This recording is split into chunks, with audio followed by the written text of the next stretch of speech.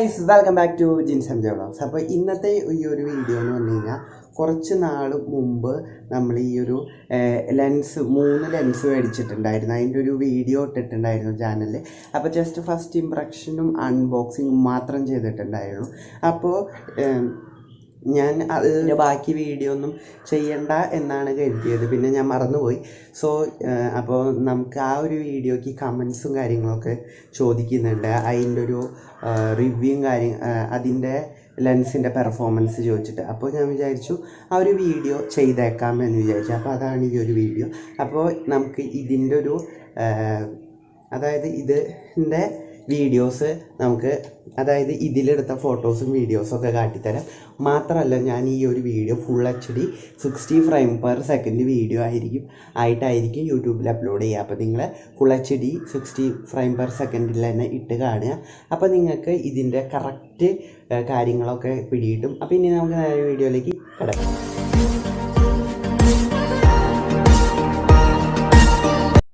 Fish I lens 180 ഡിഗ്രിയുടെ ആണ് ഇത്.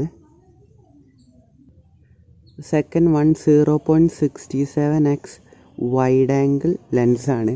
അപ്പോൾ ഇത് രണ്ട് ലെൻസാണ്. ഇത് രണ്ടും കൂടിയാലാണ് വൈഡ് ആംഗിൾ. ഇനി നമുക്കിത് ഇതുപോലെ ഓപ്പൺ ചെയ്ത് കഴിഞ്ഞാൽ ഒരു മാക്രോ ലെൻസ് ആയിട്ടുണ്ട്. മാക്രോ ലെൻസ് ഇതാണ്, ഇത്രേ ഉള്ളൂ മാക്രോ ലെൻസ്. ഇത് രണ്ടും കൂടി ചേരുമ്പോഴാണ് വൈഡ് ആംഗിൾ ലെൻസ് വരുന്നത്. പിന്നെ ചെറിയ ലെൻസിൽ നിന്ന് സ്റ്റാർട്ട് ചെയ്യാം. അപ്പോൾ നമുക്കിത് ഈ ഒരു മാക്രോ ലെൻസ് ഈ ഒരു അഡാപ്റ്ററിൽ വെച്ചിട്ടൊന്ന് ടൈറ്റ് ചെയ്ത് കൊടുക്കാം. ഓക്കെ, ഇതാണ് മാക്രോ ലെൻസ് ഉപയോഗിച്ചെടുത്ത വിഷ്വൽസ്. അപ്പോൾ നമ്മൾ മാക്രോ വളരെയധികം നല്ല അടിപൊളിയായിട്ട് തന്നെ വിഷ്വൽസ് കിട്ടുന്നുണ്ട്. മാക്രോ ലെൻസ് എനിക്ക് നല്ല ഇഷ്ടപ്പെട്ടു. കാരണം അത്യാവശ്യം നല്ലൊരു വിഷ്വൽസ് കിട്ടുന്നുണ്ട്. ഇപ്പം നിങ്ങൾക്ക് നോക്കിക്കഴിഞ്ഞാൽ കാണാം ആ ഒരു ഉറുമ്പിനെ അത്രയ്ക്ക് ഇതാക്കി കാണാൻ പറ്റുന്നത്.